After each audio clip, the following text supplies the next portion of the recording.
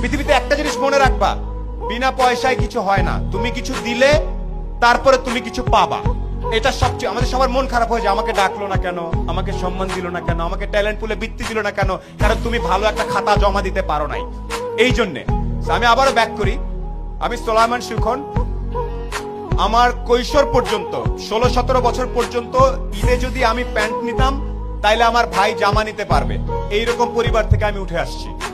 আমার বাবা ছিলেন আর্মির একজন সার্জেন্ট, যেটাকে আমরা হাবিলদার বলি। আমরা ছিলাম 5 ভাই বোন। সে অবস্থা থেকে আল্লাহর রহমতে এখন অনেক ভালো জায়গায় আছি। এই গল্পটা ছোট্ট করে একটু বলবো।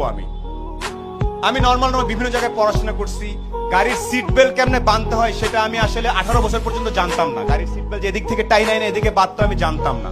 আমি জানতাম না ওই পারফিউমের নাম কি, এগুলো জানতাম না। এখন আমি একটা জিনিস জানতাম, একমাত্র জ্ঞান অর্জন করলে, একমাত্র পরীক্ষার রেজাল্ট গুলা ভালো করলে সামনে কোনো না কোনো ভাবে আমার জীবনে পরিবর্তন আসতে পারে। এখানে পরীক্ষার রেজাল্ট ভালো কার কার আমি আওয়াজ শুনতে চাই। 13 থেকে 19 আওয়াজ শুনতে চাই ভালো ছাত্রছাত্রীদের।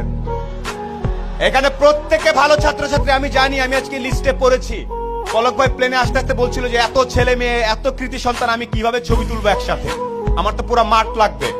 সিংড়ার মতো একটা জায়গায় এতগুলা মেধাবী ছেলে মেয়ে তৈরি হচ্ছে। একটা সাজেশন তোমাদের সবার প্রতি, যারা তরুণ, এখানে যখনই চিন্তা করবা, এনি টাইম তোমার বয়স 14, তুমি একভাবে চিন্তা করবা যে আমি আমার বয়স 14, নিউ ইয়র্কের একটা 14 বছর, আমেরিকার একটা 14 বছরের ছেলের সাথে যদি আমি 1 ঘন্টা কথা বলি, ও জিতবে নাকি আমি জিতবো। এই স্টাইলে যদি যেতে পারো তাইলে তুমি একটা কিছু হওয়ার চান্স থাকে না। অনেক আগে বলতে পারবো না ভাই, কেন আমেরিকার ছেলেটা কি দেখে, ও যা দেখে তুমিও তাই দেখো। ইন্টারনেট আছে না, আমি তোমাদের শেখ কামাল ডিজিটাল ল্যাব দেখে আসছি। আমি জানি এই আমতলা ইন্টারনেটের কারণে ছেলে পেলে এসে বসে বসে কাজ করে, আমি জানি এটা। আমেরিকার ছেলেটা যে ইন্টারনেট ইউজ করতেছে তুমি একই ইন্টারনেট ইউজ করতেছো না? কে কে আওয়াজ না? ভাইয়া আমি তো ইন্টারনেটে খালি গান দেখি আর একটু ফেসবুক করি, তাইলে হবে না।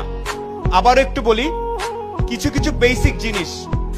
আজকে এই প্রোগ্রাম নাচা গানা শেষ হয়ে সবাই চলে যাওয়ার পরে বাসায় যাবা, শাওয়ার নিয়ে ঘুমানোর আগে একটু দাঁড়ায় বলবো, একটা লোক আসছিল কালো করে, ভাঙ্গাচোরা, দেখা তো খুব একটা ভালো মনে হলো না, বাট উনি একটা কথা বলছে, আমি যদি নিজেকে পৃথিবীর যে কোনো মহাদেশের 14-15 বছর একটা ছেলে বা মেয়ের সাথে সমান সমান দাঁড়ায় 1 ঘন্টা কথা বলার মতো ক্যাপাসিটি না থাকে, তাহলে আমি আর অনেক পিছায় আছি।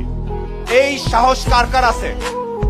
আমেরিকার একটা ছেলের সাথে 1 ঘন্টা, আয় বাবা তোর সাথে আলাপ করি, আয় তোর একটু চলন বিলের স্টাইল শিখায়, আয়, এটা কে কে করতে পারবে?